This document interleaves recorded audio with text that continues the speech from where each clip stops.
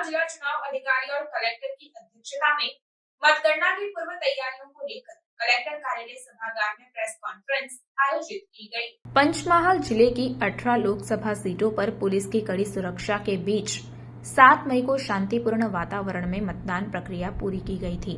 अब 4 जून 2024 को मतगणना होनी है। इसके लिए पंचमहाल जिला चुनाव अधिकारी और कलेक्टर आशीष कुमार की अध्यक्षता में मतगणना की पूर्व तैयारियों को लेकर कलेक्टर कार्यालय सभागार में प्रेस कॉन्फ्रेंस आयोजित की गई थी, जिसमें जिला चुनाव अधिकारी ने जानकारी देते हुए बताया कि 18 पंचमहाल लोकसभा में शामिल 7 विधानसभा मत क्षेत्रों के अनुसार अलग अलग टेबल और हॉल में कुल 155 राउंड में मतगणना की जाएगी, जिसमें कुल 11,16,171 ईवीएम के मतों और 15,972 पोस्टल बैलेट की मतगणना की जाएगी, जबकि अब तक 708 सर्विस वोटर पंजीकृत किए गए हैं।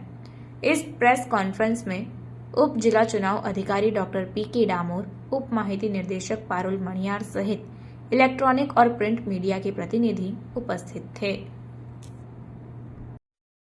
चूंटणी पंचनी सूचनाओं और दिशा निर्देशों प्रमाणे 18 पंचमहाल संसदीय मत विस्तार में काउंटिंगनी तैयारीओ पूर्ण थई गई है।